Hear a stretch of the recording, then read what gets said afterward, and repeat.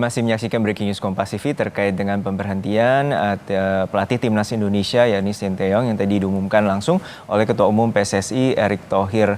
Dan dalam konferensi pers tadi Erick Thohir menyatakan bahwa saat ini ia tengah menunggu kedatangan dari pelatih baru yang berasal dari Eropa dan sebelumnya akan direncanakan 12 Januari pukul 4 waktu Indonesia Barat akan mengumumkan secara langsung pelatih baru bagi Timnas Indonesia.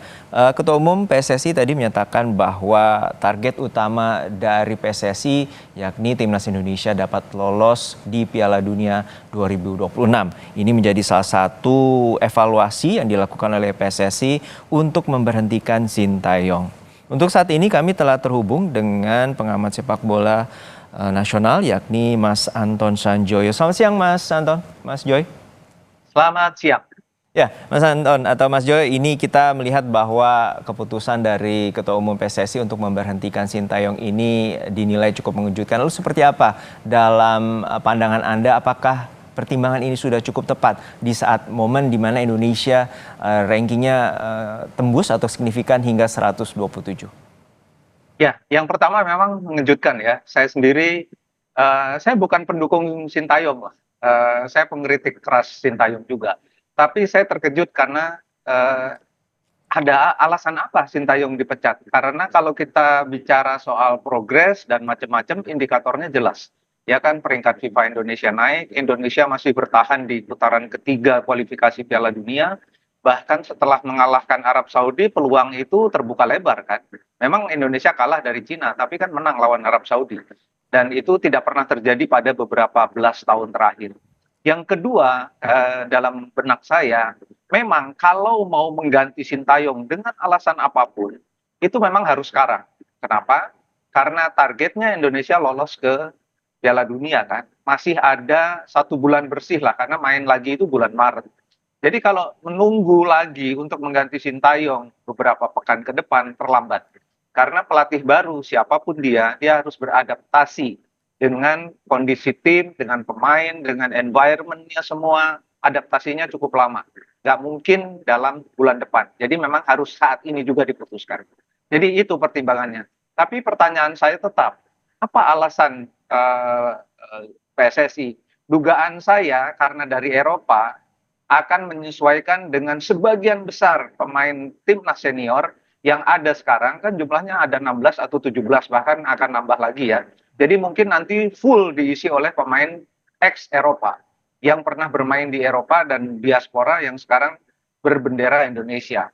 Jadi tim ini akan benar-benar rasa Eropa.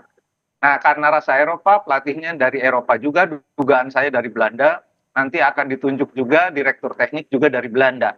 Sehingga relate dengan terhubung dengan pemain-pemain senior yang ada sekarang gitu. Jadi itu. Tapi kalau Anda tanya saya terkejut nggak? Saya terkejut karena Sinteyong menurut saya kesalahannya cuma dua. Yang pertama dia terlalu ngemis naturalisasi, yang kedua dia tidak bisa berbahasa Inggris ataupun bahasa Indonesia. Sehingga memang koordinasi dan direct comment-nya terbatas. Ini yang membuat sebetulnya semua strategi dia kadang-kadang nggak jalan. Nah ini rasanya pertimbangan itu juga pasti dibawa oleh PSSI untuk memutuskan memecat Sinteyong. Tetapi memang kalau buat saya kan persoalannya siapa nih nanti yang akan ditunjuk untuk menggantikan Sinteyong. Apakah kalau dalam benak saya kalau bukan pelatih kelas 1 asal Belanda yang bahasanya sama Kevin Dix, sama Jay Itzes dan macam-macam, itu rasanya juga akan percuma. Tapi kalau bahasanya sama ya mungkin ada berkahnya. Tetapi memang masih gambling. Sinteyong tetap pun Indonesia belum tentu lolos. Pelatih diganti pun Indonesia juga belum tentu lolos. Jadi semuanya ada risikonya. Tapi kalau Anda tanya saya terkejut atau tidak, ya saya terkejut. Ya, ini menjadi pertaruhan bagi Timnas Indonesia karena boleh dikata ada dua setengah bulan lagi untuk menuju pertandingan berikutnya melawan Australia. Mas Jo, untuk saat ini tentu Sintayong tadi atau dari Ketua Umum PSSI menyatakan bahwa ada masalah komunikasi dengan tim. Mungkin ini yang akhirnya menjadi landasan Ketua Umum PSSI beralih ke pelatih asal Belanda. Dari pandangan Anda bahwa pelatih kelas 1 asal Belanda ini siapa saja nama-nama yang mumpuni dan juga dapat menjanjikan bahwa Indonesia dapat lolos tiket ke Piala Dunia 2026? Kalau yang dari isu-isu yang beredar kan sejumlah nama sudah disebut ya di dunia media sosial itu kan ada Patrick Kluivert, ada Louis van Gaal, ada Giovanni van Bronckhorst, ada Ruud van Nistelrooy, semua disebut gitu loh. Dan ya kalau kita lihat dari rekam jejak mereka, apalagi kalau kita bicara Louis van Gaal, itu kan memang ya kelasnya udah kelas nomor satu banget. Tapi isunya dia akan menjadi direktur teknik karena Indonesia tidak punya direktur teknik. Kemungkinan besar ya konon katanya adalah bekas pemain nasional Belanda. Bisa siapapun. Bisa Van Bronckhorst yang punya darah Indonesia, bisa Patrick Kluivert, bisa siapapun. Tapi kalau memang diambil dari mantan pemain nasional Belanda yang sudah berlisensi pelatih pro, saya yakin sih akan ada perubahan yang cukup signifikan ya. Terlepas dari kontroversi pemecatan Sintayong.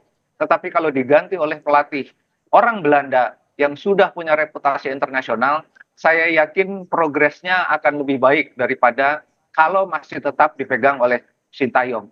Tetapi syaratnya yaitu ada orang yang betul-betul mampu menjadi direktur teknik yang bisa membuat pemetaan mengenai kebutuhan sepak bola Indonesia dan ada orang yang mampu langsung berhubungan dengan tim yang ada sekarang, terutama tim senior yang kebanyakan diisi oleh pemain-pemain diaspora.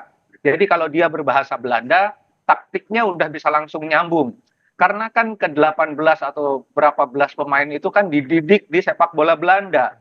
Jadi kalau yang latih katakanlah Patrick Kluivert, sudah pasti nyambung. Filosofinya nyambung, strateginya nyambung, semua komunikasinya nyambung. Jadi saya rasa syaratnya itu.